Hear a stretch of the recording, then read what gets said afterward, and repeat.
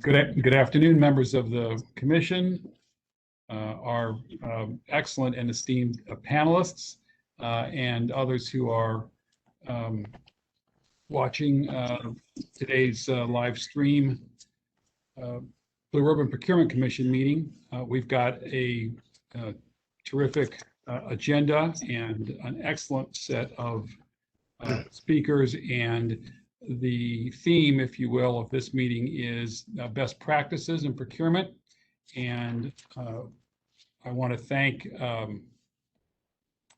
PETA and her committee, Scott and Sheila, for putting together this terrific panel. We've got, as far as I can tell, every aspect of best practices in procurement covered by our five panelists. So I'm not going to give introductions to each one other than to say their name and say welcome, because I believe everybody's got a thumbnail sketch of who they are. They're all experts in their respective fields, and we appreciate those who've done PowerPoints and provided articles. We appreciate having that information. And without any further ado, I believe that Rick Grimm is up first, and he is NIGP's Chief Executive Officer. And I won't read his bio or his background. But we're delighted to have you, and I will turn things over to you. I think for everybody's understanding, the format is we'd like each of the panelists to make a presentation, 15 minutes in length or so, and then I believe some questions have been submitted to you just in terms of the kinds of things we're interested in, to the extent you touch on that in your particular presentation. And then we've got a question and answer period at the end, so to speak, which would be around 4:20, and we typically close our meetings at 5. So I will thank you in advance for your efforts. And Rick, if you go ahead, that'd be great. Hey, Philip, thank you very much. And again, my apologies for the picture. You know, this is my ignorance of knowing the difference between the city and the county. We hosted our last conference in Baltimore was in 2000, so it's been a while. But it's great to be with you this afternoon. And I want to talk briefly about who we are at NIGP. We'll get these slides going through. We have been around since 1944, a little over 75 years. Representing about 16,000 members and public agencies. About 20% of our membership are in county governments like you. Our focus is on developing, supporting, promoting public procurement through a variety of learning and networking resources, events. We're very, very proud that we have a chapter in the state of Maryland, about 400 chapter members representing both state, local, city government. We're also honored that Baltimore County joined and has been a continuous member of NIGP since 1962. And yes, I was born then. A lot of people can say, no, I wasn't born then, but I actually was around in 1962. I also come with some experience in county government, and I know what you go through because I actually cut my teeth coming out of my undergrad, working for Miami-Dade County, which is a large county government in the state of Florida. And I realize, how much of the kind of the number of priorities you have as a county commissioner. You got everything from safety and police and fire, and of course procurement's part of that. So I'm really just grateful that you are spending some time focusing on the value of public procurement. And actually, as I think about focus, I actually think about a more holistic view of what is that picture perfect procurement organization, which I identified as kind of the tripod for public procurement. And the reason why it's a tripod is that these elements really have to come in all at the same time, or there has to be an equal focus on all those in order to get that picture perfect organization. It really looks at things like trust and technology and talent. And I'm going to spend a little bit of time on trust and some time on talent as well. So like a tripod, if one of these is missing, you can't take the picture. If two of them are there, but the third one is not there, you can't take that perfect picture. So it really is about how we holistically think about these pieces coming together. Now, when I talk about trust, I'm talking about the role you play as county commissioners in empowering the procurement staff through your rules and regulations to give them that ability to be leaders in your organization. And it has to be shared responsibility and authority. You're not providing every single authority down to the procurement office. It's balanced. You have that fiduciary responsibility as commissioners, but it's looking at how you do that shared responsibility and a shared authority to the procurement organization, which I think is absolutely critical. And the other is to think of this relationship, this trust that you have in public procurement. Think of procurement not as a compliance organization, which, by the way, it absolutely is. It's there to make sure all the rules and policies and processes are followed, but it really has to go to that next level, which is how do we leverage public procurement to think strategically about creating that bottom line for public procurement. So when I think about trust, I also think about a series of issues here. And as I look through your laundry list of things that were important for you to talk about, and fortunately, my colleagues are going to be much better on this because I haven't been practicing in public procurement for 23 years, but NIGB does put together a series of best practices, a series of position papers. I sent the full copy to your team earlier, so if you want to go through that, I'm just going to go very, very quickly around here about the placement of public procurement within the entity. Again, this is a trust factor, trusting your professional team in procurement and placing them in the right place within the entity so that they are kind of distinct from any other department or division. You rely on that expertise of that chief procurement officer. And then that issue of providing it as a centralized function, because when you centralize public procurement, you're really talking about that ability to optimize standardization. How do you get consistent quality of the products and services and solutions? And you're very consistent with how you're handling suppliers and supplier performance. And not only this best practice, which I provided you, but also we have a position paper on the same topic on the procurement authority. It's our belief that you should have a very narrow delegation of procurement authority into the procurement organization. Why? Hey, professional standards, ethical behavior, certainly have a single point of contact for compliance and accountability, and obviously issues of transparency are absolutely critical as we move forward as public officials in 2021 and creating that public trust. Also, some issues that related to what I would identify as trust are this issue of sustainable procurement. And I know that this was also on your laundry list. And we actually believe that if you think about procurement as a strategy, as a lever for socioeconomic benefit, there really are opportunities for you to focus in on how you blend sustainable procurement with the mission of the organization of the county. It does make a difference on the business case that you create there, because you have to look at where is the benefit to the county, to the supplier community, and to your citizens as you identify those sustainable procurement practices. You want to make sure those practices are clear, that you engage the supplier community. So I saw this also in your list of important topics. And that when you think about sustainable procurement, there are measurements for success. You also mentioned cooperative procurement, and NIGP is fully supportive. This is a copy of our position paper on public procurement. We support that. We think it's a valuable tool that allows you to kind of save time and dollars. Want to make sure a couple things that I think are really important as you think about public procurement. One is you want to make it consistent with whatever rules and ordinances you have created for your procurement team.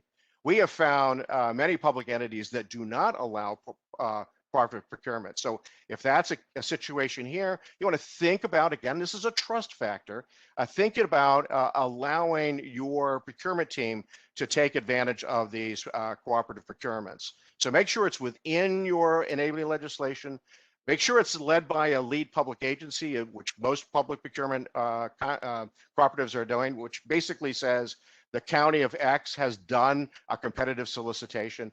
And the other thing that seems to be a little bit of a problem in cooperatives is that just because you're buying off of a cooperative group doesn't mean that you've abdicated your responsibility for due diligence. So it's really important that you make sure that you're in compliance with your own regulations. You've done your due diligence as you look at cooperative procurements.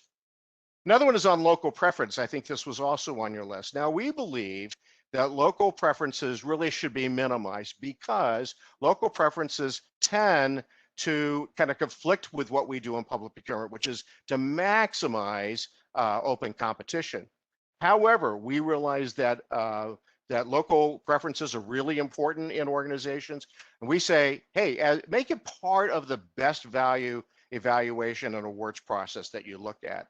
So it's not the only criteria for identifying who is the best responsive, responsible bidder, but it's part of that several criteria on local preference. Here's some other trends, and hopefully we'll be able to talk about these. I don't have a particular focus in them, but we've seen a lot more moving into project management for capital acquisitions, for public construction. And so the role of the procurement team has really shifted from that process driven to really managing projects and solutions for the counties. So we've seen that in terms of centralizing that function within public procurement.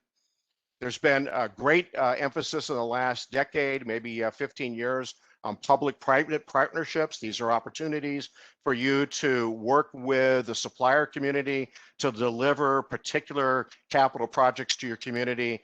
And it's kind of a financing aspect where you can kind of shift the burden of having to develop or build that capital project, whether it's a highway or whatever, by doing those public-private partnerships. We also see emphasis on doing qualifications-based selection for architects and engineers so that there is a competitive process that you look at.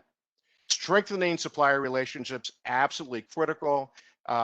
We've gone through this metamorphosis where the supplier was our enemy and we couldn't trust him, we couldn't have conversations with them. But today, supplier relations, growing those supplier relationships, looking for that win-win, and then the win for the county and the citizens you serve, absolutely critical. And hey, listen, we know that COVID had a major impact on supply chain. And so having a focus on supply chain awareness, not only what's happening in your main, your primary supplier, but how does that spill down to your secondary and tertiary providers for disruption? Because what we were doing in public procurement, we were buying through the manufacturer, or oftentimes we were buying it through the distributor, but the distributor wasn't able to walk into his or her secondary, his primary chain. So supply chain awareness is a part of the process. So that's kind of the focus on trust, trusting the relationship that you have as a commission with your procurement teams. I'm going to briefly talk about technology because I think this is absolutely critical. You got to get to, whether you're looking at a niche solution or you're looking at a large ERP, its ability to really gain efficiencies. Now, we found this to also be the case in COVID. The organizations that were able to pivot in March of 2020 were the ones that had already invested in technology and were able to move their staff into remote locations and still do the work of public procurement. So those process efficiencies are really, really important. Here's where I think we sometimes miss the boat, though, in public procurement, is that we utilize technology as a way in which to expedite or make it more efficient, like submitting bids electronically. We miss the boat of looking at how we analyze the data to make better decisions in the future. And that's why spend management is absolutely critical to the work that we do in public procurement. All too often, I'll go to a CPO and say, what does your data say about what you're buying? And they'll say, I don't know, that's with my CIO. Folks, that needs to change. We think of this holistically about how we look at the data that we're collecting to make better decisions, make better planning decisions in the future. And the other thing I want to mention about technology is technology will continue to grow fundamentally, whether we're ready or not. And I actually believe we're going to see a major transformation as artificial intelligence allows us to make more routine, commodity-based decisions. And with that, your commodity buyers, people that are just, buying small goods and services in large quantities, we need to be able to shift their talents so that they are able to do other things that we can't do through machine learning. So I think we want to be watching that as well. And then let me move into that third element of the tripod, which I refer to as the talent. Message here is that if you got to remember that, and you know this, that that HR is probably your number one expense as an organization. It's your people. And so that also translates into how we lift up the procurement teams in our organizations. Rather than thinking of it in terms of how do we develop the skills, the question should be, how do we develop their talents? How do we bring new talent into the organization? And then, more importantly, how do we retain them? How do we make sure that how we are enabling our teams to develop their skills, to develop their competencies, that really keeps us competitive in the job marketplace, particularly if you are in you're in a metropolitan area where a buyer or a senior manager can go from the county to the city to the school district based on where they see their greatest value. So it's really important that you focus in on talent, and then think of this as a pipeline. If you do talent correctly, and if you think about workforce development, then you have succession planning. All too often, what happens is that CPO, been working there for 30 years, they get the watch, they get the party or something like that, and they go, well, who's the next person who's going to step up? But if you think of it from a talent standpoint, then you are thinking about how you develop the careers for your individuals. And I'll give you some examples of this and why I think it's more than just skills training. Because when we think about skills training, you're thinking about very, very specific one and done skills that help you get better at what you're doing today. So it's a very narrowly focused. I think the issue really is the transformation is towards that workforce development. So we're thinking about competencies. We're thinking about how do we help individuals with their own career goals? Because if we're focused in on that, retention is really going to be a much bigger issue for you. So it's helping achieve those results. Here's how this kind of plays around. And this is just, I know it seems like a slight infomercial. The idea is to kind of share the concept with you, is that if you think of learning in a modular fashion, rather than focusing in on everyone takes the same course or the same skill set, but begin to customize it based on career progress, then I think you're making a great stride in developing those attributes for your employees. What we've done at NIGP is that we've really looked at this in terms of a learning module process, really focused in on 7 focus areas that are in our public procurement competency framework, and then identifying those competency modules that are important to each person in their career development.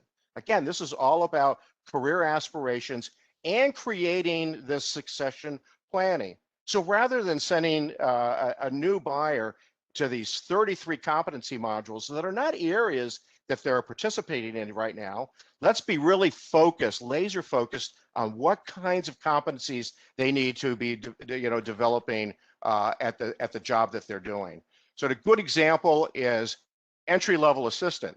They don't need to take the 33, but here are 5 areas that help develop that talent. Or a contract administrator. Again, it's like picking and choosing the types of competencies that a person should learn in his or her career as they evolve. This contract administrator. Or a leader manager. Again, what you're seeing is just the concept of being able to think about how do we develop our talent by picking and choosing the competencies that are important. And what we're doing at NIGP in this workforce development is we're actually providing a blueprint for you. So you say, hey, listen, what do you think an entry-level buyer needs to know? And we'll identify that as kind of a recommended course of studies, of learning. And not only in learning, but it's also how you integrate that learning with ways in which people are recognized. So we provided a whole spectrum of opportunities for people to be recognized for what they've learning through badges and certificates and specializations and certifications as well. here's an example of a designation, a procurement associate, which is really the kind of the person just coming into the profession. Again, 11 competencies that end up being in a designation process, or core certificates, which you can put together to identify a specific skill set.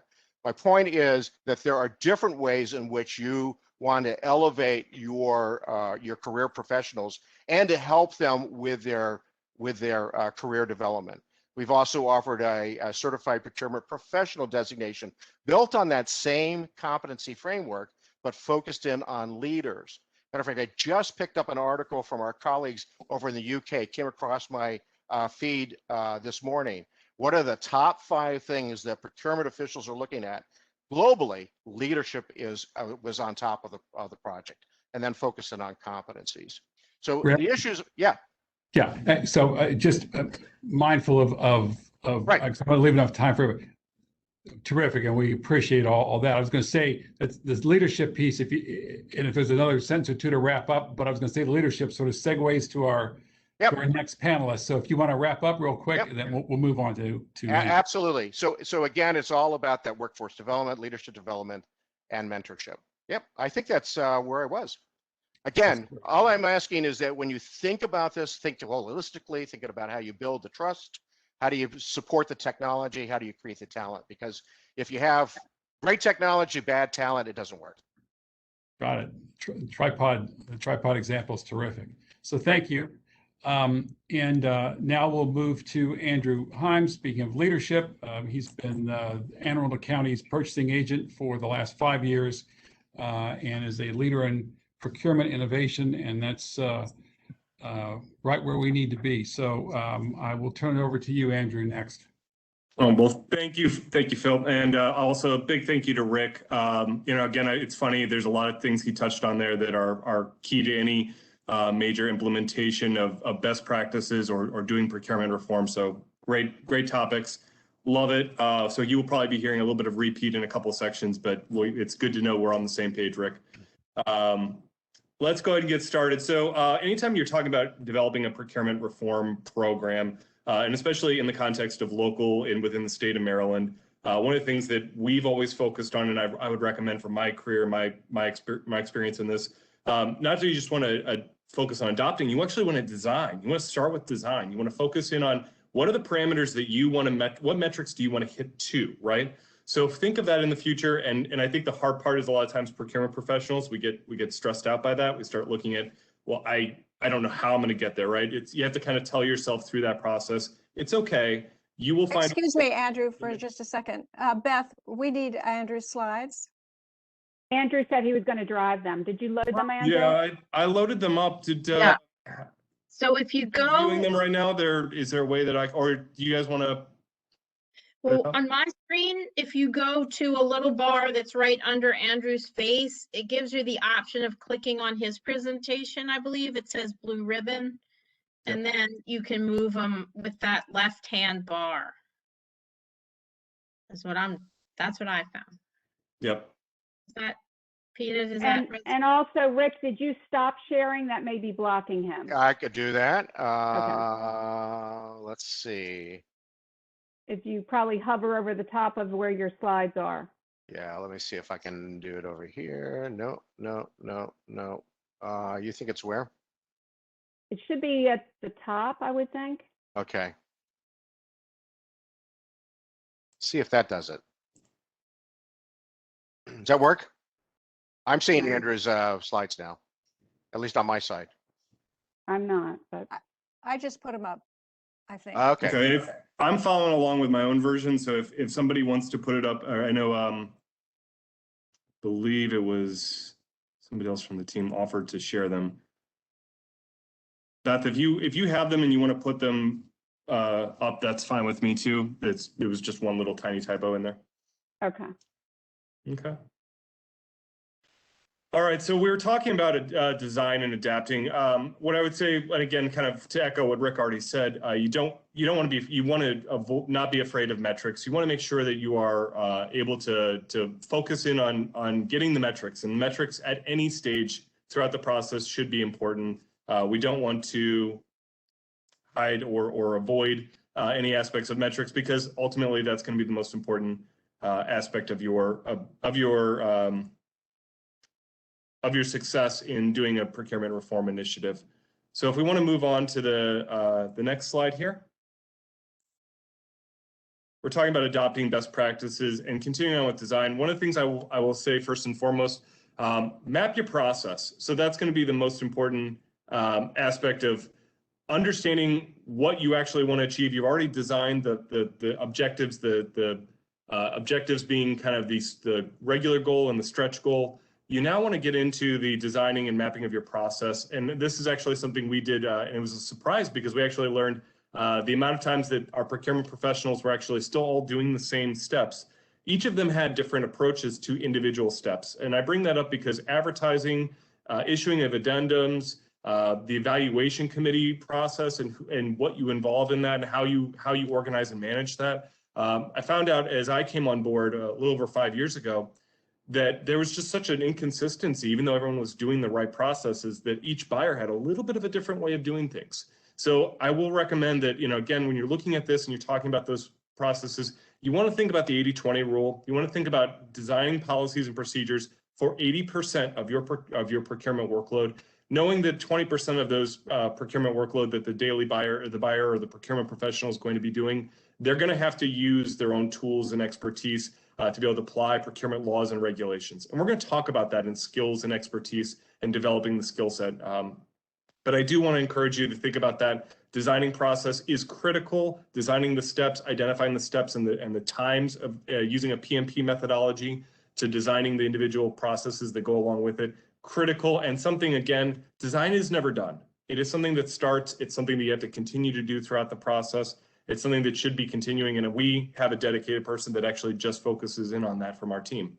What I also want to talk about, if we switch to the next slide here, is defining the value for your team members. And anybody who's watched Ted Lasso lately will know that I've had a Ted Lasso application into my training slides here. But I think one of the most important things in public procurement is we are here because we want to be here. We want to be able to do public procurement because we're good at it or we enjoy it, but also because there's a reason why we want to be here versus going and working at Amazon or working some other place. So define the value for your team members, figuring out what is important to them. Why are they here? Why do they want to do what they're doing? So I always contribute that to what are the procurement professionals motivated by, and one of the things I look at is similar thing that Rick already touched on, which is building and investing in the skills and the capabilities of the staff. We try and push ourselves to be one of the fastest paced, one of the, I would say, a very demanding procurement organization in the state of Maryland. And I think one of the things we focus on with that, though, is that we work on building the skills and expertise and empower the procurement professionals to be able to execute and do procurements with authority, but with the education and training to be able to make those decisions. We'll touch on that in more detail as we go here, but define that skill and define what the value is for your organization. If we can switch to the next slide, please. The next part of this is going to be talking about stakeholders, and I don't want to touch on this for too long, but I want to make sure that everyone's very clear. It is critical that you have stakeholder buy-in. I think it's great to see all different members from this committee involved in this meeting. Getting stakeholder buy-in for any implementation or procurement reform initiative is critical because ultimately procurement laws, regulations, what we do, providing fair and ethical procurement practices and doing the business of local government is really important and upheld by the laws and regulations that you put in place and how you operate those. So stakeholder buy-ins, executive support at the top level is critical to making sure that that's successful. If we switch to the next slide, I'll just say this is something I wanted to make sure we touched on. I thought it was important. I think of it like a game of pool. There's always a path to get where you want to go. There's no such thing as a goal that's too lofty. There's no such thing as a process that can't be done. It is all about making sure that you put the correct planning and efforts in place to make sure you achieve that goal. And too often in this industry, I will say there is, as far as procurement reform goes, we get a lot. You can get pushback in this process because someone's going to come and tell you that's not how I've always done it, right? That is a pushback of a phrase that I've heard probably 1,000 times already. I'm going to hear it 100,000 more times before I'm done. But I will say it's something that we just want to try and change the paradigm to that. We want to try and make people comfortable with the concept that it's okay and change is important and it's good and it's going to help you in the activities you do. Implementing best practices. This is a phrase that I've picked up and it's been taught to me throughout my career. Being results-based. If we switch to the next slide here, I'm going to talk about being results-based oriented. It's an initiative actually we're pushing out in a very serious way over the next year. And again, a lot of people see this and they think you're being results-based, that we are focused on absolutely don't miss your deadline. But that's really not what we're talking about. What we're actually talking about is correct process plus the appropriate level of effort will generate a result. Mm-hmm. And that is a challenge that sometimes people forget about doing, is that they think that, well, if I'm working really hard, that I'm doing great work. You may be working really hard at something, but you may be doing the wrong process. We can help you with that. We're here to mentor and guide you in that process. And again, it's very easy for us in procurement. We can get stuck in the administrative side of things. Sometimes it's looking at those administrative steps and streamlining them, or coming up with the best practices to approach them, so that you're still getting the same effort or the same compliance or the same action that is required in that step, but not getting stuck for weeks and weeks at a time. So that's something we work on, and it's a continuous process. I recommend that's something you be ready for and continue to think about throughout your implementation. If we can move to the next slide. I'm gonna leave you with the most important part of this slide, which is under promise and over deliver. That is something, if you think about what are the most important skills and the most important requirements, think about that. Make sure you teach that to your staff. It's a Stephen Covey motto, but it is something that it's a motto that actually means something. And I think if you teach that to your procurement professionals, which I try and change the wording around, right? I try and refer to not buyers, or I think of them as procurement professionals. But if you think about teaching them great communication skills, focusing on listening in that aspect. Listening is one of the most crucial skills in public procurement, and it's the number one best way to ensure you're getting a great procurement result, because ultimately savings matter, efficiency matters, compliance matters, but ultimately making sure that procurement meets what the expectation of the agency and provides that either short-term or long-term solution.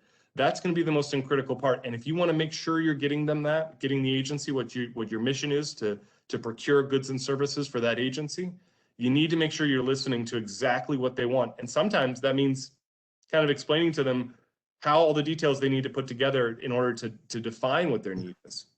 Finally, on this slide, I just want to mention negotiation skills. Number one requirement even in public procurement. I say even because private sector will tell you negotiation skills all day, every day.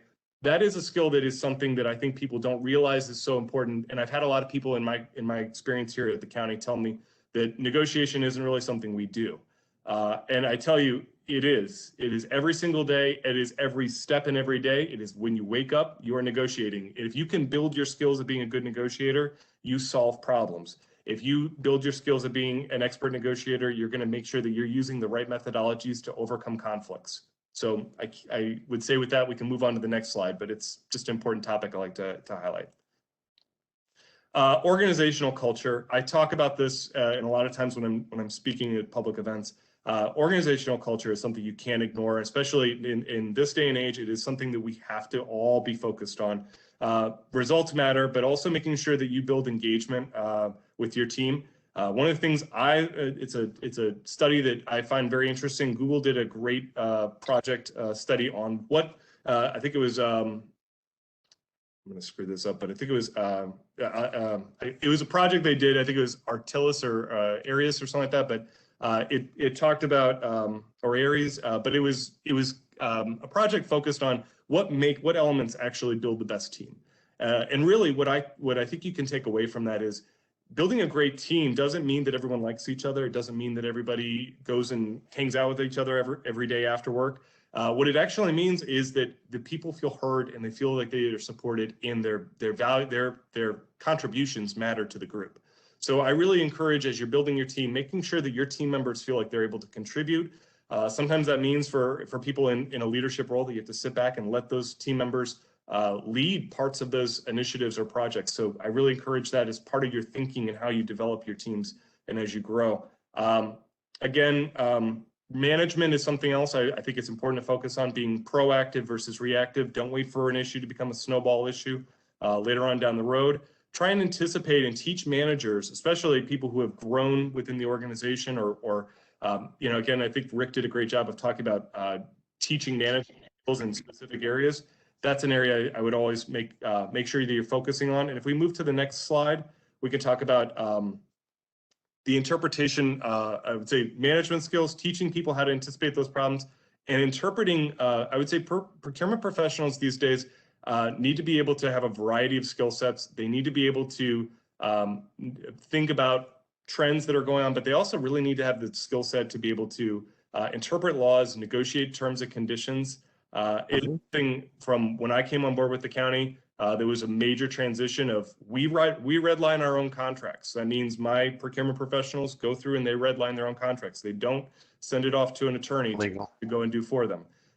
They do that, then they bring it to the attorney to make sure that the attorney can check and provide a check and balance to it.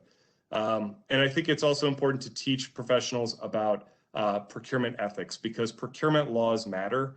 It's important that if it's something that I want to make sure I touch on today, there's always going to be an agency who wants you to ignore the rules or go and find the quickest solution. Procurement laws matter. That's why we're here, and that's why we do what we do.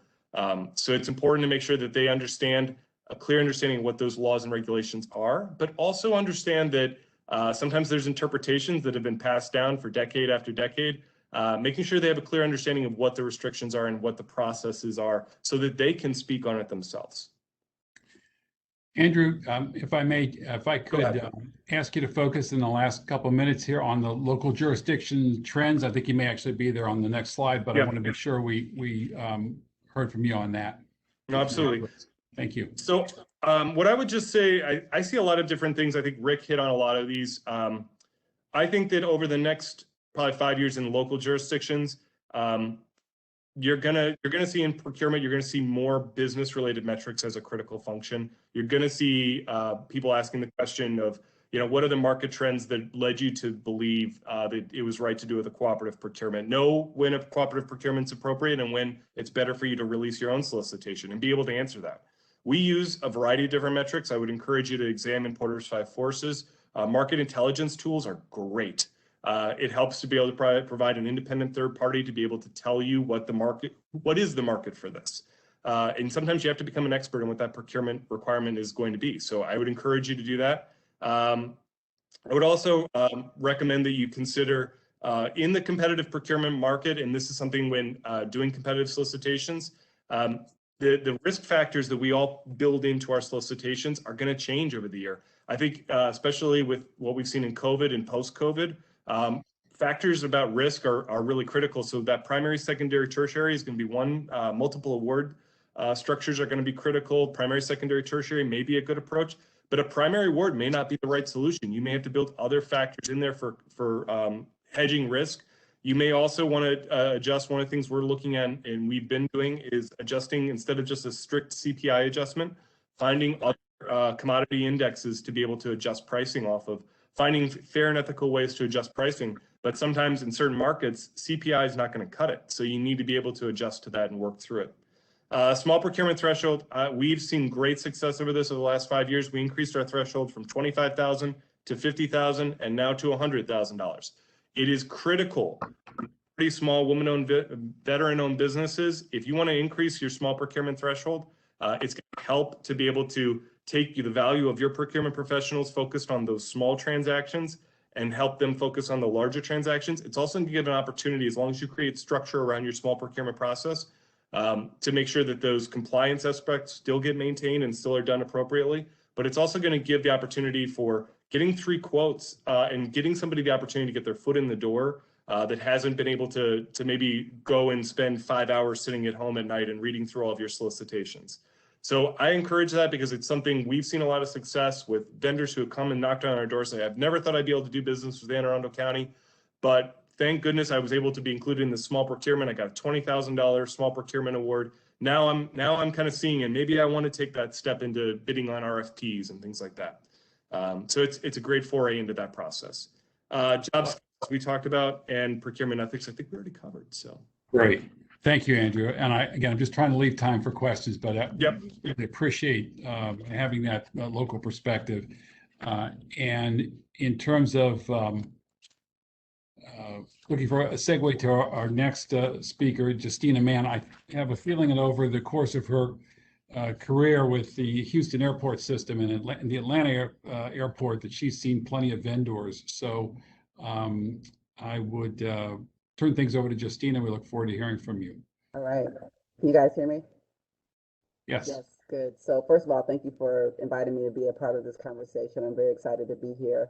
I want to thank Scott Phillips for having the initial conversation, and I want to also thank my board member and, of course, colleague in professionalism, Stacey Rogers, for giving me the backup on this opportunity. So I did a little bit different of an approach to preparing for this panel. In addition to going over the previous materials, I wanted to be responsive to the questions that you were like. I figured that would be the best way to kind of get my feedback in a condensed amount of time in advance of the questions.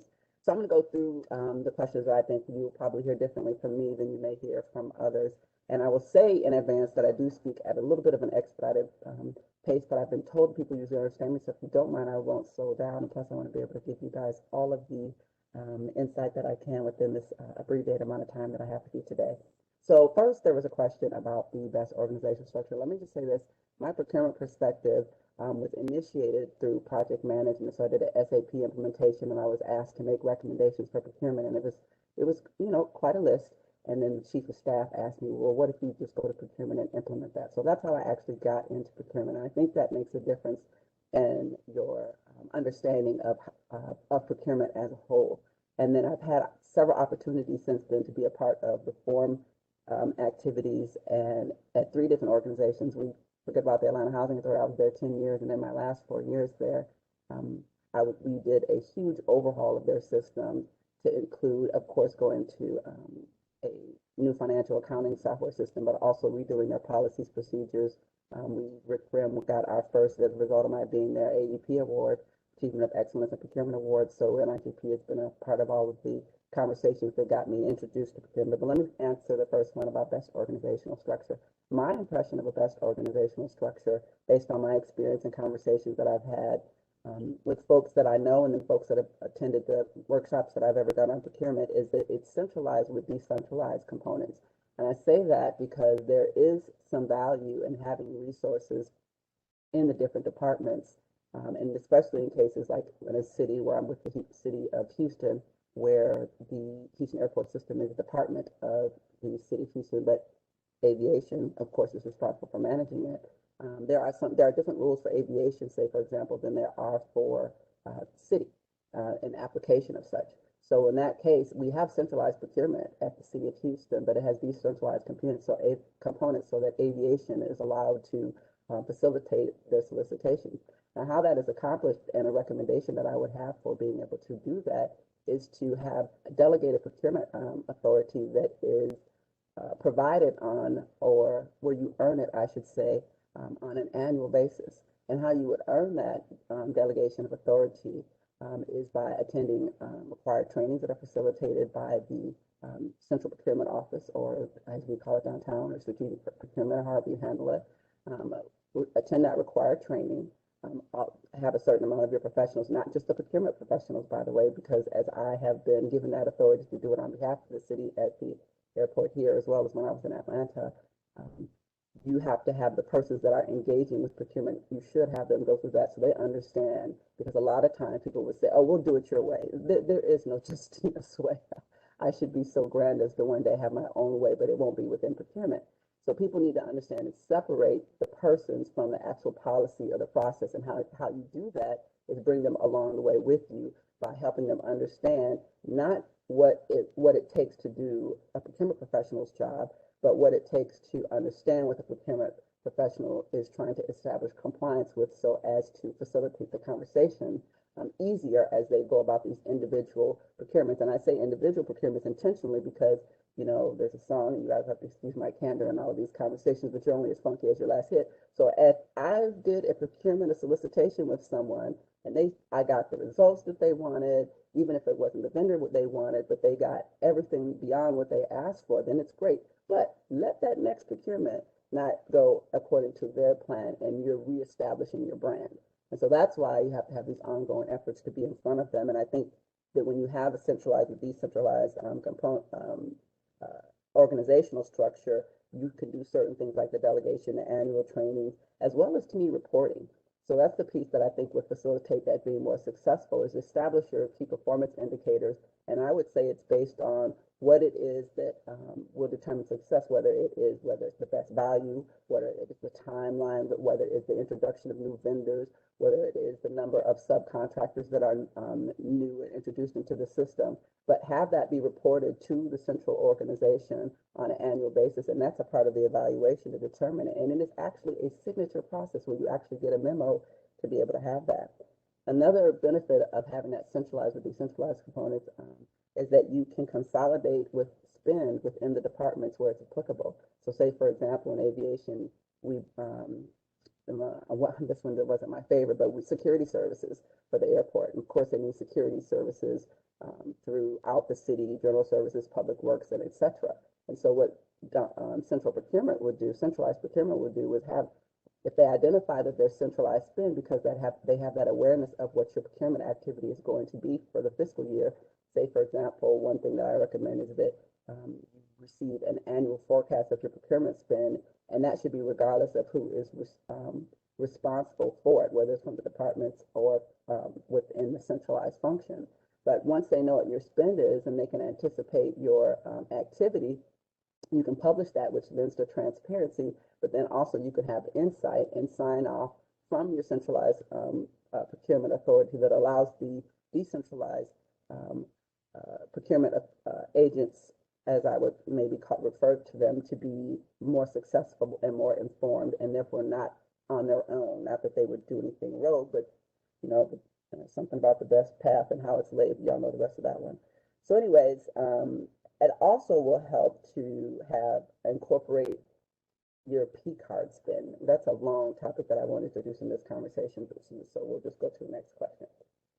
So there's a question about succession planning, and I've got my timer going in the background, so I'm going to make sure, even though I'm talking fast, that I'm mindful of the 15 minutes that I have. I think an organizational chart with graduating levels of professionals is how you will best be able to accomplish having successful succession planning as well as cross-training. You should even go so far as to describe the opportunities in the job application. So they say next likely position to be able to have if you are successful, and you list those within that job description, and that gives someone the ability to target that. If you have detailed requirements for the position and the metrics for success for the positions that you are hiring for, as well as those that will be within the succession planning opportunities, then it encourages and provides context for what's required for folks that may not think that they're ready to do that job. I don't know how many people have had folks that they've brought up and behind them or reached back. I've done that, had the opportunity to do that several times. In each case, the candidate would say, or the colleague or the staff would say, or team member would say, I can't do your job, or I'm not ready. And I'm like, let me just make this real for you. And once you make that real for someone by explaining what it requires and helping them understand how to balance your role as well as have a life, then it becomes more tangible, and they're likely to even outperform. You know, they were high performance for you to even be in high performers for you to even be in a conversation with them. But they would even outperform the high performing that you've seen in the past. So another thing that I think helps with succession planning as well as cross training, and a lot of times this is the first thing that's hit when you come to budgeting, is encouraging conference participation and being active on organizations like NIGP, ISM, NCMA. I saw that you mentioned all of these on yours, the previous presentation, but not just going to the conference. One thing that I saw when I came to Houston Airport System, and I was tasked with, number one, bringing construction procurement into the actual procurement. They called it supply chain when I came there, and that was just because someone who wasn't procurement came up with the name of the division, and that's fine. But either way, bringing construction into supply chain, and then one of the things that I saw was folks were like, we don't do that. You know, we are procurement, we are purchasing, but within purchasing, there was different languages that were spoken with folks who sat in a cube next to one another. And so when I came in and we had all of these very mature procurement professionals, I will say, that were practicing, they all did things their own separate ways, as was mentioned, with different forms, and they used different language. And so I come in and I'll speak a procurement language because that's what I started on in order to be successful. I, you know, came in and I did procurement. Okay, you got to be CPP. Oh, I'm going to do that. I didn't understand what my own staff was talking about. And when I asked them questions, they could barely articulate the response because they had gotten it from somebody else. And that language had just been passed down and it did not mean the same thing. And so how I got them to speak the same language and therefore increase their productivity was to encourage them to be certified. Now, this goes back to the maturity of the staff. They were like, oh, I've had this job all these years. What are you talking about? I got to go get a certification. I've been doing just fine. My clients love me. I meet my service level agreements. Yeah, but there's still an opportunity for you to understand what you're doing in the context of procurement. And so for the folks that didn't have the degrees, and I saw that in part of the notes that were made for the folks that are for your succession planning failures, I said, well, if you can't get the certification, I'm not letting you off the hook for getting it. You still need to study with the rest of the team, and you still need to use this language. So even if you don't take the actual test, I still need you to be able to translate what you're actually doing with using real procurement terms, because it could get us in trouble in afterwards. So anyways, I had to give them different incentives for that in order to make that possible. But once they went to a conference, that changed the whole game, because procurement departments think that they are the only procurement professionals. When they go to a conference and they see other people practicing, the light in their eyes goes off in a way that you would not even be able to understand unless you saw it yourself. And I still, even in my few years of practice, hadn't seen that until I came into the Houston Airport System. And it's a 3-airport system. I've got a $3.2 billion capital program. And I'm asking these folks who have been pushing papers according to the people in the departments, which is not what they were doing, that I'm going to be asking to do this. And they're like, oh, no, you can't take, I don't care who you are, Miss Mann, you can't come and take construction procurement and have your people doing it. No, that's not going to work. So in order for it to be successful, and also in order for this centralized and decentralized to work, in order for succession planning to work, it's going to take champions outside of procurement.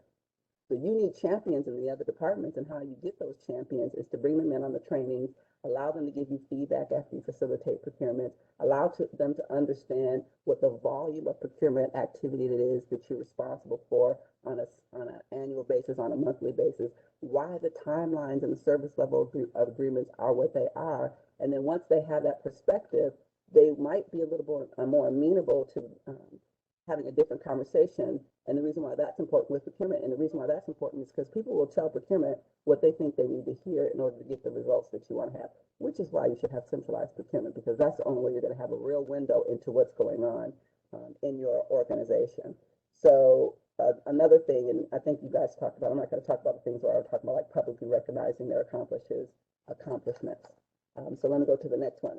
And this is going to be, you guys, I'm going to incorporate some stories, but it's going to seem over the place because I'm going by the list of questions. Assigning requisitions by commodity versus department. And so I assume that question is related to like a purchasing function, which is to me everything below your small purchase threshold. And congratulations on getting $100,000 as your small purchase threshold. I need you to talk to some folks in Texas if we're still at 50K, and they think that is huge. But anyways, the commodity assignment allows consolidation of spend through visibility. So I understand about having folks that are assigned to specific teams, say, for example, IT, that may work in that respect. But assigning someone to, say, for example, my commercial development department, or assigning someone to my finance department, I instead would like to give them a host of commodities that they're responsible for so that they can understand and have a shared. So I have, say, for example, 3 airports that I was responsible for procurement. Each airport had their own trash bags, paper towels, toilet tissue, blah, blah, blah. Every time they went to a conference, they came back with something new that they wanted to purchase. And so when I had a person assigned to each airport, I wasn't able to have that visibility across that spend. And when I assigned it to the commodities, a group of commodities, then I was able to see what the spend was and say, hey, you guys know that you guys are doing this. By the way, those honeycomb hideouts where you guys are hiding all these supplies, ordering them in bulk and then putting them back, they've got to go, because I need to be able to have in my warehouse. And that was another thing I was tasked with doing, was coming in and centralizing and getting to just in time, which is relative procurement. And I had to look at the inventory and say, hey, that's 15 minutes already. And how I was able to do that is to say, let me see what it is that you're purchasing. You guys got to stop going to these conferences and changing your requirements each time you're part of a conversation or meet a vendor that has a shiny tchotchke to offer you, etc. And that allowed me to get in front of them and have an understanding overall how much it costs to run the airport from a commodity spend perspective, which is something that the director I thought was very important. Before you jump on me, Mr. Andrews, I'm going to have to tell you that I have a lot of other responses that I will share with the rest of the panel and send over to you, as well as references to material for information that I didn't get to. I must have been really excited. That 15 minutes went by. Ms. Mann, thank you. That was terrific. And everybody's got such a terrific background and a lot to share, which we appreciate. But to try to keep to our schedule and again, leave plenty of time for questions and answers. We'll go next from Houston to Fairfax County to Kathy Muse, who's served as County of Fairfax's Chief Procurement Officer since 2003 and has had a very distinguished career in doing so. And with that, I will turn it over to you, Ms. Muse. Thank you very much. And the icons on the left side of my screen have gone away, so I can no longer drive. I'll be happy to drive for you. I'll pull it up. Thank you so much. And I'm going to whiz through these, many of these slides, because I think I really want to focus on the areas that you're most interested rather than focusing on so much on what we do. Although I think you'll see some great examples of what everyone before me has talked about relative to how we're organized and how we operate. So next slide, please. This is gives you an idea of what we do. So in Fairfax, unusually, we support at the county government both county and schools procurement. So although I have fully delegated procurement authority to schools, and all they have to bring to me now is adverse actions that they're taking against contractors. So, and that was an iteration. They went through training and training wheels, and then we took off the training wheels and ran next to them, and then we let them ride on their own. And so they are pretty much autonomous. We do have a centralized procurement office, and it's a little bit of a misnomer because we really have a centralized contracting office where we establish and manage contracts. And I also operate a warehouse. It is not a traditional central receiving, storage and distribution warehouse, although we do receiving and storage and distribution, but we are also a program support warehouse. And we're not here to talk about warehousing, so I won't go into all the oddities that make up that crazy warehouse operation. We also have responsibility for sponsored programs and grants and sponsored programs, coordination and oversight. That is not universal. That has really grown in the last 2 years, partly because we consolidated with the Department of Administration for Human Services, who had a boatload of grants in their operation. So those came over with them, and then they looked at us and said, oh, maybe we should send all grants through your office. And I said, whoa, we need metrics here. We need to know what the universe is before we start sending them through us, because we don't know that we're staffed appropriately to manage that. So that area is growing as we speak. And then we do procurement and inventory oversight. So that is both for fixed and consumable assets. And then we operate a number of socioeconomic programs, which I'll talk a little bit more about as we go through this. Next slide, please. Our authority in Virginia, we're a Dillon Rule state, so we do not have any local authority that isn't specifically granted to us by the state. So we can't establish procurement levels on our own. except under the framework that the state has already established. We do adopt an annual purchasing resolution, which is based on the Virginia Public Procurement Act. What that makes us do is monitor legislation every year. We're very involved with the legislative team that provides guidance to our elected officials so that they can establish their positions on certain legislation. And then we adopt that, we edit and create a purchasing resolution annually that the board adopts on an annual basis. It's a good practice because, first of all, we're empowered to do so by state law, but it also allows us to stay current and also make changes to the document where we reflect local policy so that we can make changes that align with the board's initiatives. Next slide, please. So we have this goes to talking about how the procurement organization is organized, and and also to what Rick talked about as far as trust goes. So we have an urban county executive form of government, we have an elected board of supervisors, and then a board appointed county executive.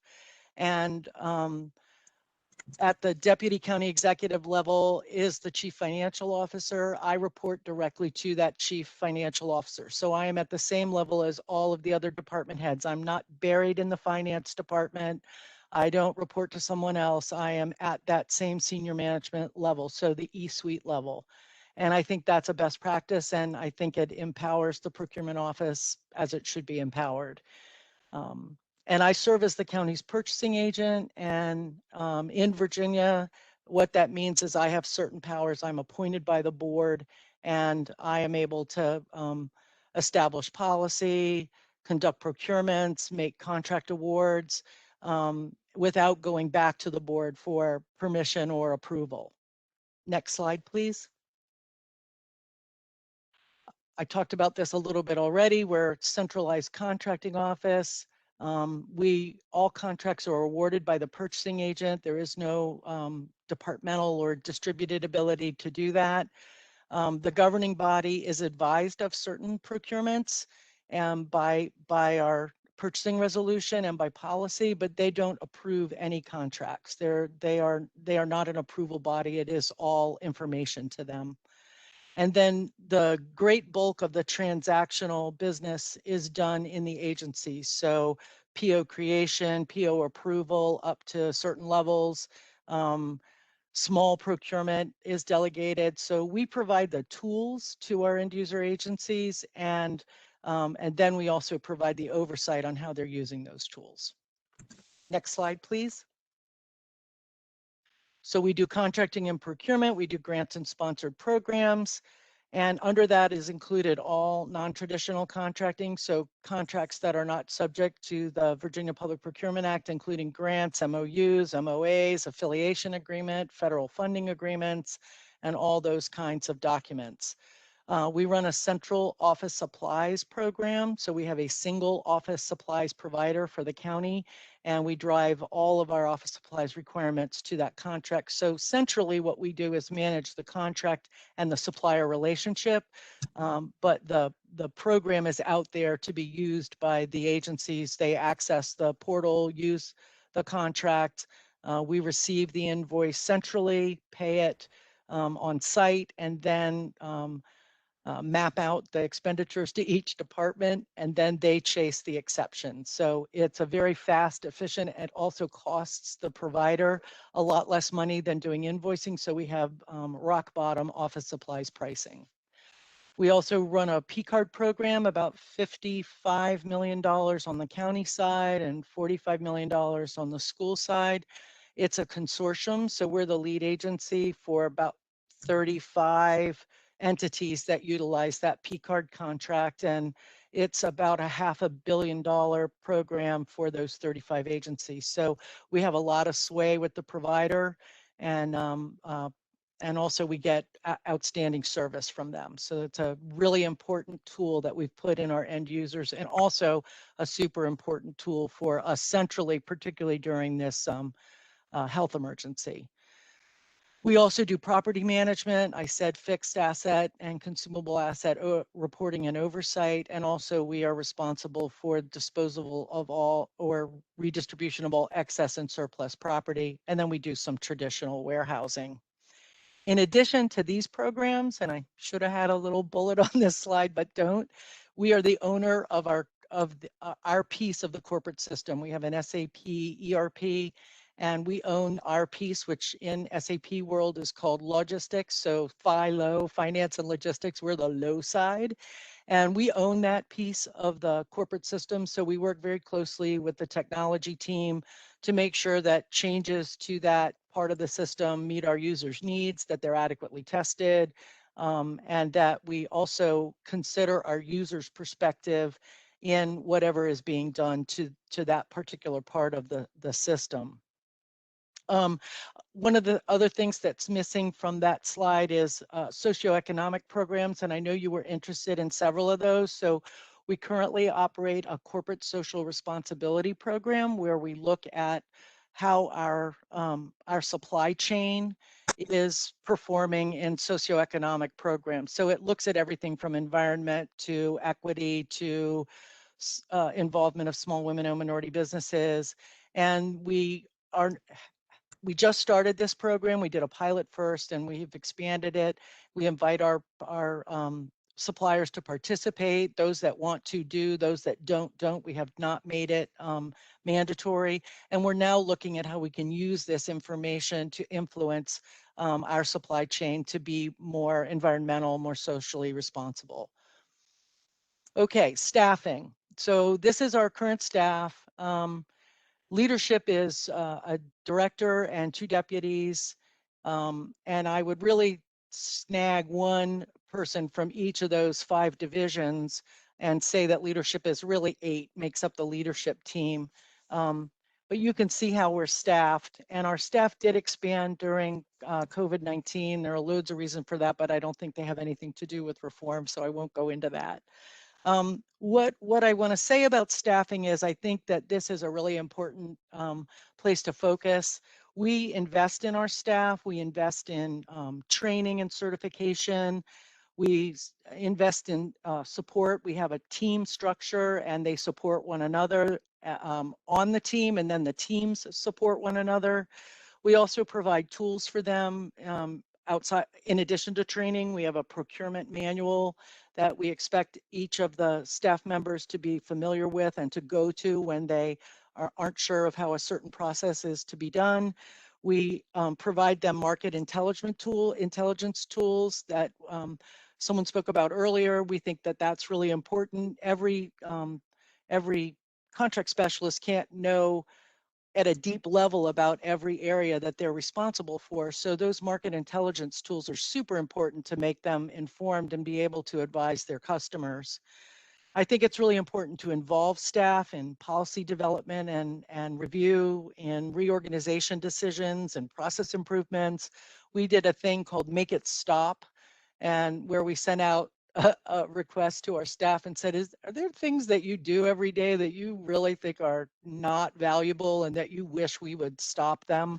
And we got some really great feedback, and we're able to stop doing things and also start doing other things. They were very low-hanging fruit. They were very easy things to implement, and they came up with some really great ideas. So I think it's really great to just tap into that knowledge of with the folks that are doing this work every day. We also require, if you go to training or a conference and when you come back, you have to report out to your division or the department as a whole on what you learned or what you gained from your participation in that training. And it really makes folks pay attention. It also, I think, helps them pass that knowledge on and to their colleagues. And we also really respect our staff. So really important is work-life balance. I never knew how important it was until this pandemic. I'm a bit of a workaholic. So for me, it's like work, work, work. And but I saw during this pandemic how people were able to adjust their work-life balance forcefully. I mean, they had to do it, but able to still perform their job duties with distinction. So it was really great. And then also the investments in technology and systems are super important, and making sure you have the right tools in place. Okay, next slide, please. So I talked a little bit about this. We have in the contracts division, we have 4 supervisor-led teams. They are stratified. So we have an assistant contract specialist 1, 2, 3, and then a supervisor. That does lend itself to succession planning, and the fact that there are 4 teams means there's 4 tracks to the leadership roles. We've gone back and forth over customer or commodity. So for a long time, we were organized by commodity or service, and people definitely developed their niche expertise in those areas. What drove us from that was IT. In the early 2000s, the IT team was just overwhelmed. They had, their workload was way more than anyone else's. So we wanted to spread that wealth and also have more expertise on each team for doing IT procurements, because every department almost every procurement has an IT component. So we are now organized by departments. So, and that is not perfect, and neither was commodities. So I don't really have an answer for you as far as which of those 2 is better. We do manage over 2,000 contracts, and our expenditures through those contracts and off contract as well was about, this says 830 million, but the number I got today was 849 million for fiscal 21. And that does not include capital construction. One of the ways that I don't think Fairfax is in a best practice situation is that capital construction is delegated to 5 different agencies, all of which do it differently. Next slide, please. And I'm not going to spend much of time on this slide at all. We have an ERP. It includes what you see there. It does do requisition, inventory, solicitation management, contract management, vendor management, but it does not do solicitation, response submission, and evaluation. So we, during the pandemic, prior to the pandemic, we had piloted an online bidding system, and we literally just leapt into it as soon as we went to remote work, and it has been essentially seamless. And I highly recommend. I think it's really improved productivity. I think it's really improved the evaluation process for RFPs. I would highly recommend that you take a look at e-bidding solutions and how they can help your procurement office. Data is what we have really gained from this ERP. Data is super important, and we didn't know what we didn't know until we were able to start tapping into the data that the ERP can produce. So it has replaced contract we had with someone who did some spend management and spend management analysis for us. We now have our own data warehouse, and we're able to do all of that spend management and analysis ourselves. And it really empowers the procurement office to have at their fingertips the data that they need to make good procurement decisions and recommendations to leadership about how we might aggregate our spend, whether or not cooperative contract makes sense, because sometimes big is big enough and you don't need to join with someone else to be bigger. There's diminishing returns sometimes. So the data was a great result of the ERP, and has really, I think, given us an enormous amount of benefit. If I could just stop you there. Sure. Susan, thank you. That's great. I'm just, again, trying to hear a little bit on the timing. It's terrific. And we do have your slide, set of slides, and we also, I know, have questions for you. So I would thank you for that and suggest we travel back across the Potomac River to hear from Dr. Steger, who was appointed in October 2019 as the state of Maryland's Office of State Procurement's Chief Learning Officer. And we're very interested to hear from her about training procurement professionals. So Dr. Steger, I'll turn it over to you.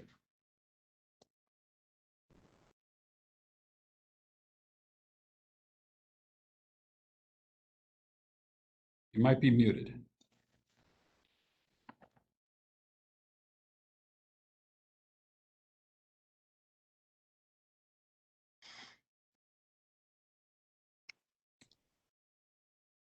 Beth, can you see what's going on with Dr. Steger?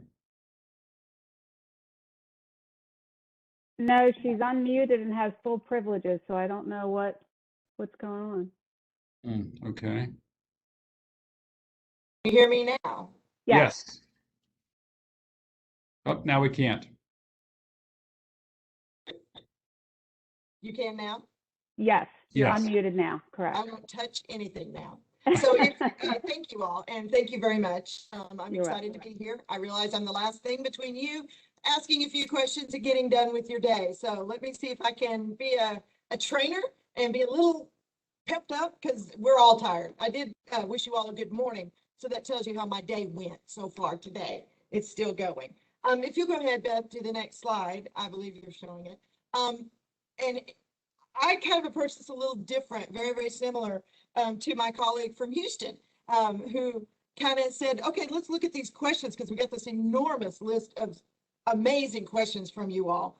And I thought, well, I could tell you what we're doing, which I will a little bit, but I really want to try to adapt it to what you were asking about. And one of the questions that was in my purview was about hiring. What industry credentials should the county include in employee selection training? And I wanted to say up front, there are very few professional procurement credentials you can get before you get into procurement.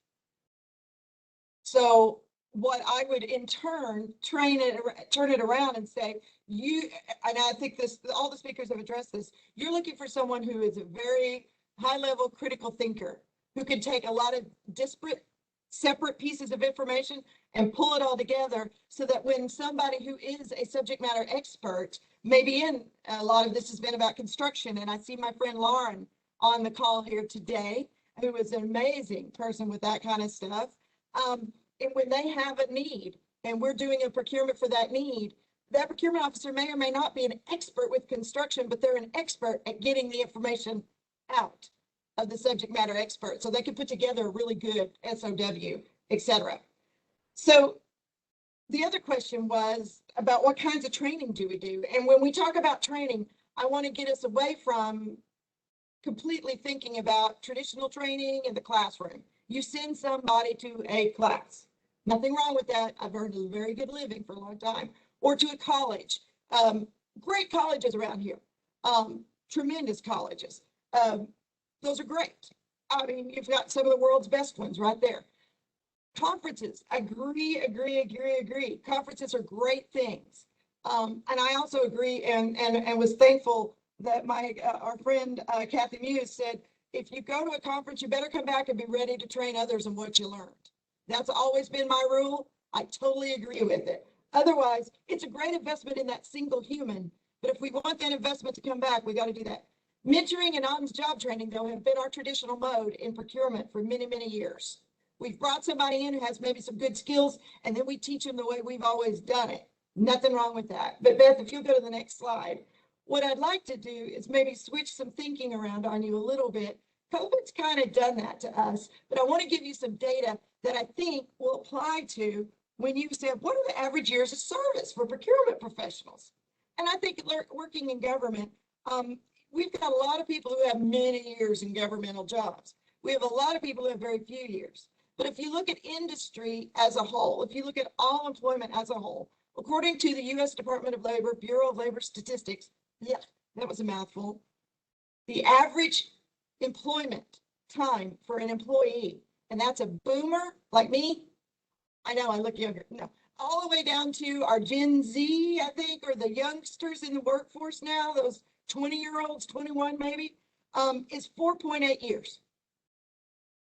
Most certification programs make you renew after 5 years. So somebody could get certified and not even worry about renewing it because they're going to go on to another job later. That was nuts. But if you're talking a millennial, which is 30-something-year-olds, all the way back and younger, it's less than 3 years. They're going to come in, stay up to 3 years, and poof, they're gone. So when you talk about succession planning, that's huge. But it also steps back And it says, how do we train them so that they can get in, get productive, and get busy and be useful, because they're going to poof in 3 to 5 years. And that's just reality. That's just statistics. If you go to the next slide really quickly. So, oh dear, that didn't show up. Well, hopefully it will when you get the deck. But the quote is, and I want to quote this to you because I did see in your interim report, I did read it, I have it printed, it's right here, that your budget for conferences and workshops for procurement was $5,700, $5,700. And I'm not saying anything one way or another about that. You all already had recommendations about that. So you're already on top of knowing that. And I think all of the speakers today have mentioned the criticality of it. But the quote you would have seen here is from Henry Ford, actually. Whether you liked him or not, he was a good industrialist 100 years ago. And yeah, literally. One of his famous quotes that we use in the education and training field a lot is, if you think the cost of training an employee and they leave is expensive, try not training them and they stay. And I just think it's very applicable to us right now. So if you go to the next one. So I apologize, that didn't show up right. Oof, the PDF conversion just didn't go there. So let's talk about some of the best practices we find in procurement right now today. I do not work with Mr. Grimm's association. I'm not a member of that one, but I am with the National Association of State Procurement Officers, as well as with the Universal Public Procurement Certification Council. Sorry, I always have to close my eyes and spell it out in my head to say the names. And the UPPCC, many of our speakers have those certifications. So it is a very recognized certification. But what I want to talk about is when you're talking about training in your interim report, a lot of the things you're recommending is some standardization and creating foundations, common processes, common language. I heard somebody say on our panel today, getting that common language. That is what I call foundational training. There are many resources out there, and I've sent some here, and I will send you more. We will be one of those for you, the Office of State Procurement. We have a training and certification program that'll be launching in couple of months, please. You know, COVID happened right after I got hired, so things went really fast. Staff didn't get hired, hiring freezes, same thing you all experienced. But it's going to be open to, and I've met with several of you. In fact, Andrew and I spoke with BrickPack, and Andrew and I had a conversation in October of 2020. Andrew, I looked it up when I saw you were a speaker, and man, we were going for it. We were going to include training for municipalities, for counties, cities, etc.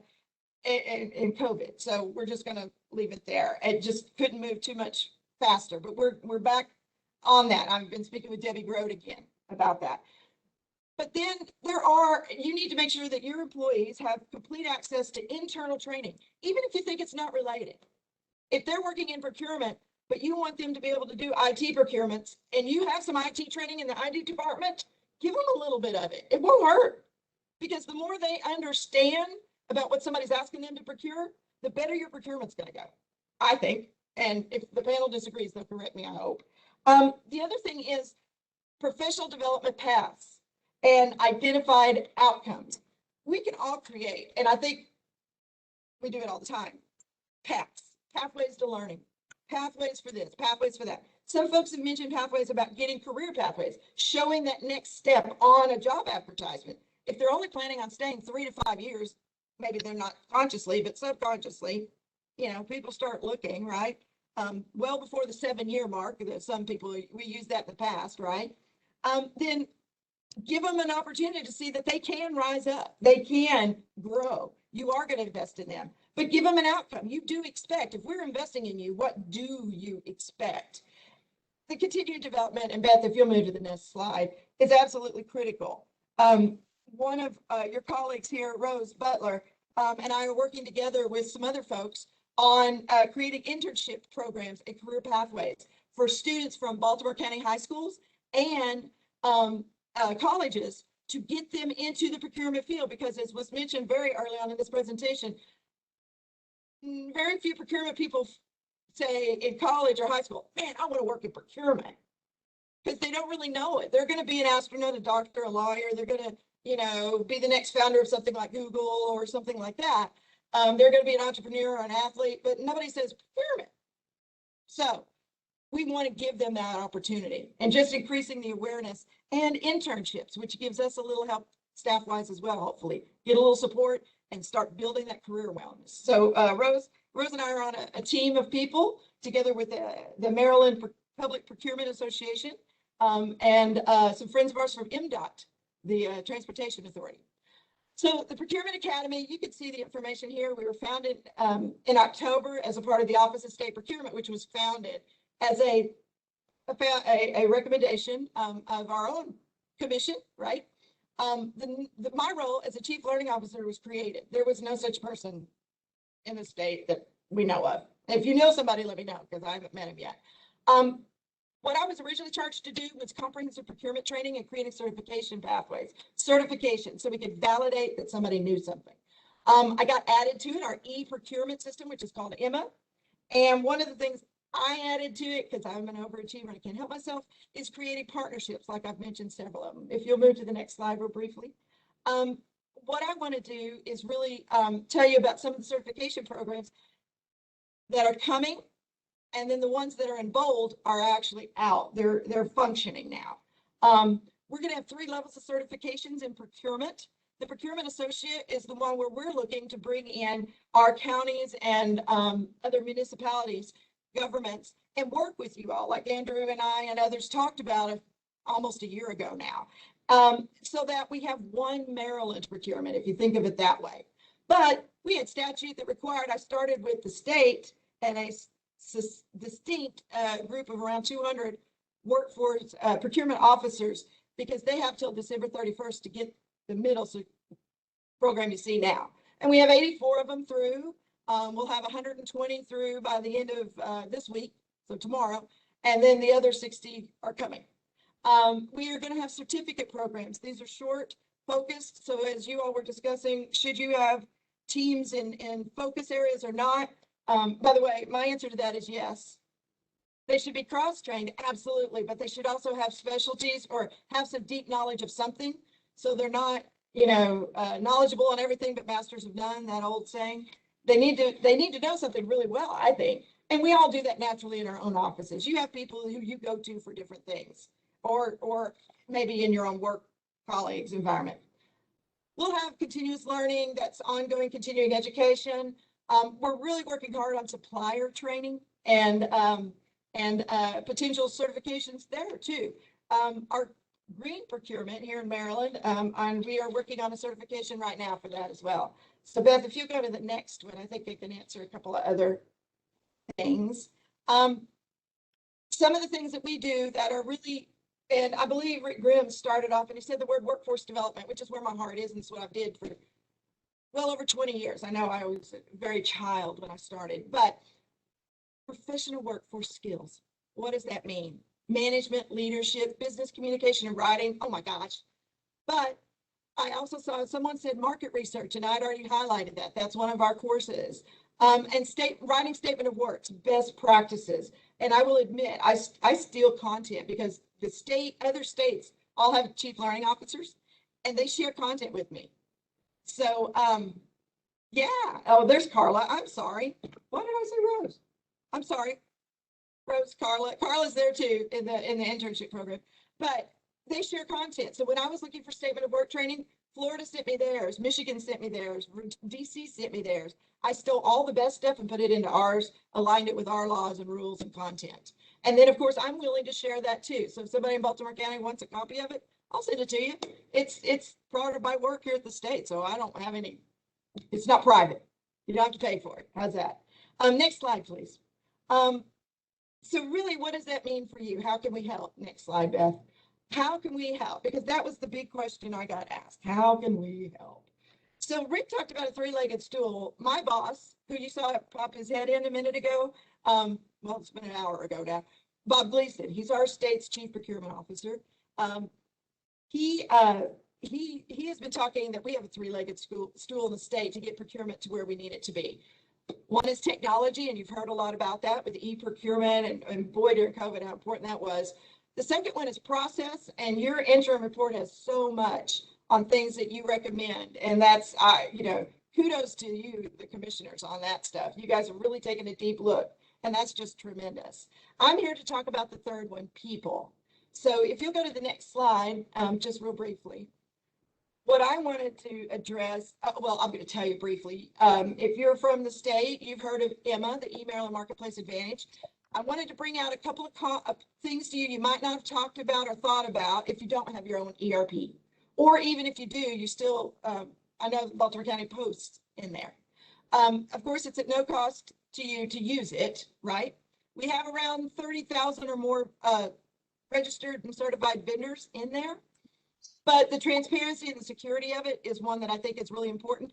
But I wanted to encourage you, this part in the bottom right, as you are working to expand your diversity, as you're working to expand to small business, veteran business, women-owned, you know, all of that, economic disadvantaged, please encourage them to register as a vendor in EMA. It costs nothing, but they will be notified and they will get information about all sorts of procurements, both from Baltimore County, but across the state. And we want, and as well, if we participate as a state with any multi-state things, they're also posted in EMA. So these guys can look to expand their business just by being registered in there. They may not send proposals through there, but by being registered, they get to see them. So I would just encourage you to reach out to your minority, small, veteran, et cetera, and just encourage them to register. It's free. It shouldn't take them very long. Next slide, Beth. I think that was one of the questions about outreach that I thought, well, I have a point. The process, some of your recommendations, I could talk all day about some of them. They're great. I won't. Anyhow, Phil will cut me off, which is fine. But I do want to recommend two process things that really don't have anything to do with training, and they are our statewide contracts. We're really working hard right now to expand many of those. And the benefit for you all, you know it, I'm preaching to the choir. I won't say that. But the other thing is, as we ramp up our staffing, I was reminded to not promise something today. It's kind of like my conversation with Andrew last October, and that is our procurement reviews. One of the things that we're doing in the state that's new is we have an entire unit of very seasoned, very accomplished procurement professionals who work with our agencies and review their procurement practices. What's gone well, what's not, how's their staffing, how are they managing this, etc. Think of it like an audit, but not punitive, but it's a review. And then they make recommendations to agency heads and leaderships and executives, sorry, I pluralized, on how that can be improved. So that's something down the road, maybe those conversations with my boss, our CPO, and your leadership could occur, that maybe we can help you either develop your own or something like that. But the idea is, how can we talk to our clients, our agencies as the central office, and help them help us? That old movie, right? So the next slide is really about my stuff, which is the training. So I'm going to ask you, if I can interrupt you for a second, I'm just going to ask you if you can wrap up in the next minute or so, and I'm sure there'll be questions. This has been terrific, and it's great to know these resources are close at hand. So please go ahead. Absolutely. So this slide and the next slide have links in it to where and to the web pages that have the information on it. We have a lot of on-demand training. I mean, we just ramped this up, and I don't think you all may know this, but I'm an office of one. So every time I talk about we, it's me. But there's also a link to our instructor-led training. You won't see anything listed right now. We're coming back in the fall. We have quick references guides. I mentioned the internship pilot program partnerships. And Beth, the last slide has links to free FREE training. Oh wait, the next slide. Yeah. How did I do that? I put two of them in there. Thank you. Sorry, I copied it. Free training from NASPO. That's the logo you see there. They have something called the Procurement Toolbox, and I'm holding up a copy of one of those. This is introductory procurement stuff. This is great for anybody, but it really is a high-level overview. And then Procurement U, which is their online training arm, has professional courses that they're offering for free right now. So if you want, and that's anybody. So all my friends in Virginia or Houston, you guys can use this stuff too. It's all absolutely free, and it's very good coursework. So I'll stand down. Thank you. That was Thank great. you. Really appreciate it. Great. All right. So questions, and I'll start. I want to go back, if I can, to Mr. Grimm. You mentioned the evolution of, or the, I'll leave it at evolution, of using P3s in procurement. We've certainly seen the state doing that. I think our state's been a little slower at that than others, but we're doing it. But I wanted to see if there were any best practices in P3s at a county level, Rick, that you've seen. I think we may have a best practice on that, Philip, so I can get that in the mix. There are quite a few resources that I've seen both on an academic and on a practitioner side. So let me send something over to you folks, and then you can take a look at it. I think the key really is that a lot of times we think of, just like outsourcing, that once we do that, we're not responsible for contract management. That's the absolute biggest problem, is that you continue to have to manage those relationships. It comes back to supplier relationships in order to do that. That seems to be somewhat of the pitfall that folks need to overcome. I will add to that, Rick. Yes, please. For you, Andrew, is that there is an actual P3 conference. I think it used to be called a P3 Summit. And I went to that conference, and it completely opened my eyes to all of the different dynamics. And at that conference, you find a lot of practicing professionals in various types of entities that share their successes and opportunities for enhancements regarding their P3 efforts. So I would encourage you to look at their materials and their website. I haven't done a P3 myself, but I know it's very complex, and even if I had 10 minutes to explain it, I wouldn't be able to. But they have a resource to be able to understand what it takes to get that off the ground, and what all relationships are at play, which is something that I didn't understand until I went to the conference in order for it to be successful.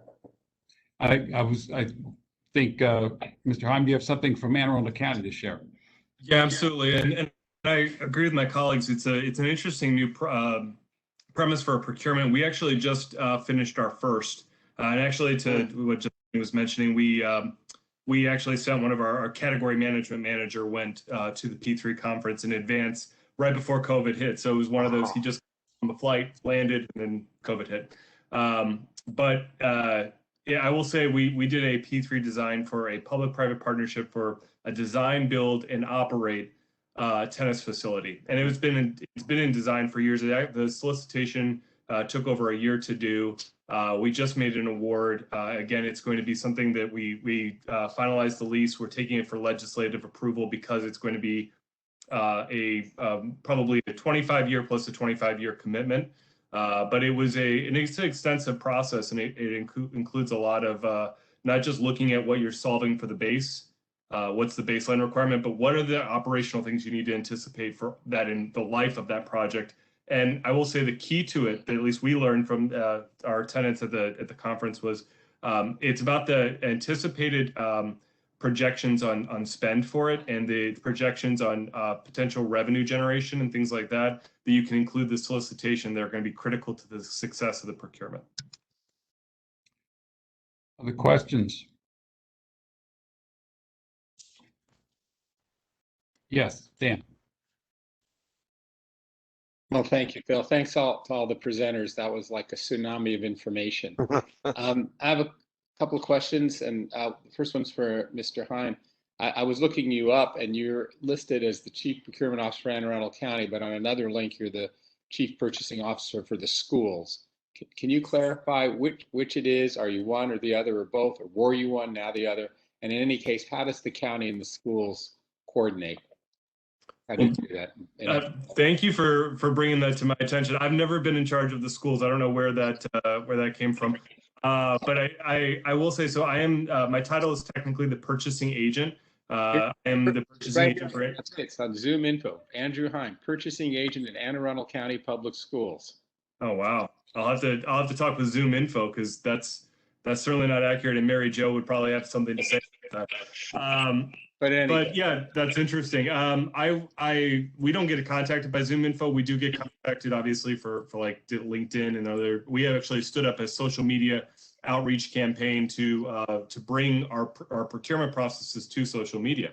So one of the things we did is trying to stand that up. But can you repeat your question, Dan? I want to make sure. The question is how you, Baltimore County, about half the budget goes to the schools. That's probably similar in Anne Arundel County and around Maryland. Yeah. So how do you work with your schools? What's good and what's not so good, and how you might coordinate their purchasing, whether it's chairs or computers or copiers or whatever it might be, construction, fuel, I don't know, everything. Very good. No, I completely understand. So we actually do a lot of cooperative planning with the schools, and it's sometimes it'll come with state grants and things like that where we'll partner with them. They do operate independently from their procurement processes, and so there are times that we in schools will work on a collaborative or cooperative procurement together. But we actually do pretty much operate completely independently, and we see the benefits of being able to do that. Sorry, my 2.5-year-old just walked in as well. So. And just a simple clarification question, because I think both Mr. Blades and Ms. Butler are on the call. Andrew is a chief procurement officer, and there was another person, the other person who spoke was a chief procurement officer in Virginia. And Ms. Mann mentioned about having a chief procurement officer. I asked Elizabeth Sachs in the chat, and she said Ms. Rose Butler's the chief purchasing officer, but Andrew Blades is the chief purchasing agent. Can you just clarify how we're operating in Baltimore County? What does that mean exactly? It's actually Ed Blades. By county code, it's the budget director who is the chief of purchasing in the county, but Rose is the chief of procurement. So she does the daily operation of the purchasing bureau. And then how do you coordinate with her? How does that work? Rose reports to Bob Preston, who's also on the line. He's the deputy director of OBF, and Bob reports to me. We don't. So do we have technically a chief procurement officer, or is this just a thing of title and you're operating the same way, just titles, or not? I consider Rose our chief procurement officer, but by code, by law, at the end of the day, I'm the final authority. Okay. Yeah, so Dan, that's an honest question. And I have to tell you, when I first moved to the city of Houston, they had a city purchasing agent, which is a title that is, in their code, in their procurement code, and it has certain delegation of authority associated with it. And so when I came to the airport system, I gave myself the functional title as chief procurement officer. Then when we had a procurement reform, another person came to the city. They didn't want to be called the chief purchasing agent, so they called themselves the chief procurement officer. Their actual title is different. So it's just something I think that has evolved in the last maybe 10 years. People are using chief procurement officer, but it's not always what's in writing for how to reference folk, and it's not tied to their authority, which is sometimes where they have multiple roles. Great. Thank you. Scott, I think you were next. Yes, and so one of the things, Justina, you use terms that I'm more familiar with in my IT world, KPIs and SLAs. And I'm not sure we're doing that in Baltimore County today. Maybe that's a question for Rose. But what type of KPIs and SLAs were applied to the procurement staff?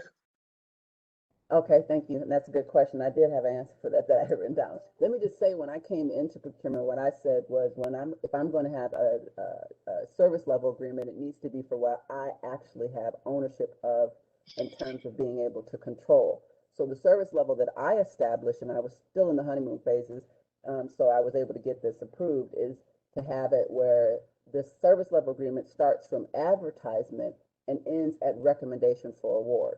Because those are the things that I have control over, and those things are very prescribed. So when people talk about procurement takes too long, well, the part that is actually procurement can be very prescriptive. It's the piece before it. So that period for an ITB is 4 months, and for a RFX, I will say, is 6 months. And I will say that we do have a service level agreement. However, for when you request a procurement to when it actually advertised is 30 days. But that, of course, depends on the maturity of the scope and whether or not the user department was able to articulate what their requirements are. Now, what happens after the recommendation for award is the negotiation, and how we handle that at the Houston Airport system is I was not as chief procurement officer, eventually the lead for that. They wanted the business unit to have a lead. And what I did instead was facilitate that conversation and make sure that we stayed in compliance with the solicitation terms and conditions, as well as the city legal requirements. But that period for negotiation through actual presentation to council had a period of 45 to 60 days as well, depending on the complexity. And what you need to do in breaking that up, it helps people understand what they can do to make sure you stay within those requirements. As far as the presentation to council, which was the long lead time in some cases because they weren't necessarily ready to see an award, what we did in order to shrink that time frame down was to give notice to them in advance of presenting it to council and give them briefings such that when it goes to the floor, it won't get rejected or tagged or whatever the case may be. And so that answers about the service level agreement. So it's about 5 months for an ITB if you include everything, and 6 to 8 months if it's an RFX. And then to your key, sorry, I'm about to go over time. You want me to answer questions about the key performance? Yeah, KPIs. Oh yeah, okay, very good. I thought somebody was about to jump in there. So as far as the KPIs are concerned, some of the things that I measured was how long, of course, it took for procurements, the various forms of procurements, and measure that. And I wanted to be able to have compliance with our service level agreements 90% of the time. So I had to perform it, have that. I wanted to have our standard requisitions completed, started and completed within 3 days. Those are the things that are less than our small purchasing threshold, and we have a separate one for others. I wanted to have the number of protests that we have, as well as the number of briefings that we were able to facilitate was counted but not measured, but it was an indicator that allowed us to have an understanding of what we needed to revise in our processes, such that we wouldn't have folks that came in and wanted to poke us at it, because nobody likes being a loser, but there can only be one winner in most cases for each contract. So we had key performance indicators as well in terms of our ability to facilitate the solicitations that were forecasted at the beginning of the fiscal year as well. And we had submitted an annual procurement plan. How many of those things were we able to accomplish, and if not, what was the rationale? So then, of course, we can make sure we met it on the other side. But what I can do, Ms. Phillips, is to send you some. There's more, and I don't want to take up the rest of the QA period because I only have 10 minutes left. I can send you some metrics that I reported on, as well as some of the ones that I reviewed in order to come up with the performance indicators that we actually ended up utilizing. And Phil, if I could ask one more question, this is to any of the panelists. Really, it has to do with this idea of social responsibility, diversity and inclusion, small business participation. At what level are those things measured? Is it something that the procurement officials keep track of, or are you also measuring that at the level of the various departments who are procuring goods and services? I'm going to jump first, but I'm going to make it real quick. So I noticed that in the recommendations, and one of the things that I wrote down as a note after looking at the initial report, one of the things that I would say is we have an actual measurement associated with the small purchase threshold. So we do have, of course, goals that we have for each procurement. In the Houston Airport System, we develop the goals per procurement based on, of course, the disparity study results. But then outside of that, we have a goal of 11% for purchasing spend outside of contract for minority participation. And so you have to meet that. It is recommended that you meet that. I will also say that we have a requirement, even though it's not in the contracts, that we say when we purchase something that's cooperative, when we negotiate with a firm that has a cooperative agreement or otherwise, we ask for their compliance and we incorporate it into the agreement. So we're measuring it at that level. So procurement doesn't measure it. We have a separate, ours is called Office of Business Opportunity, yours is called otherwise. But in order to have your contracts even renewed, you have to present what the participation was against that contract.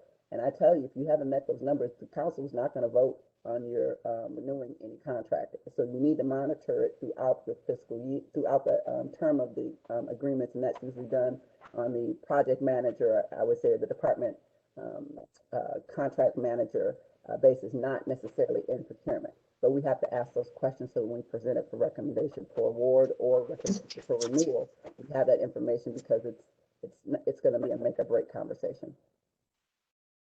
Thank you. Anyone else want to jump in on that?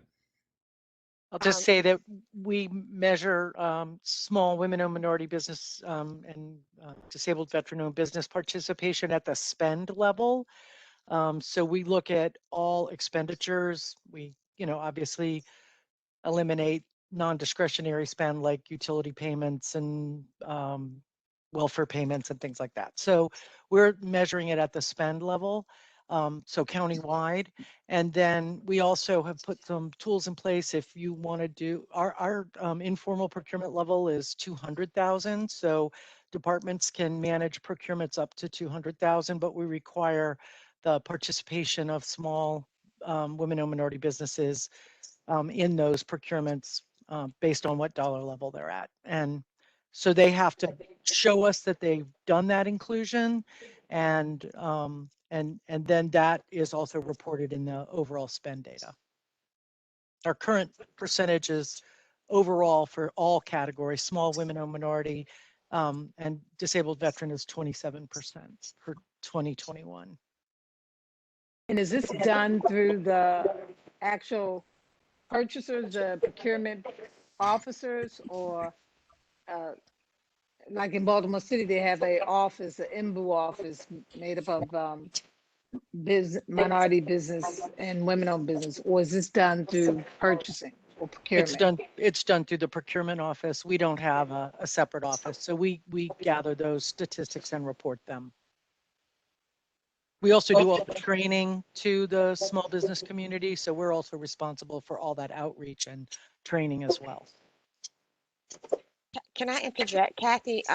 Do you mind sharing, giving us a little insight of the resources, the personnel, any technology tools that you use to track, your spend analysis, your matrix? Could you let me know, like, how is that structured?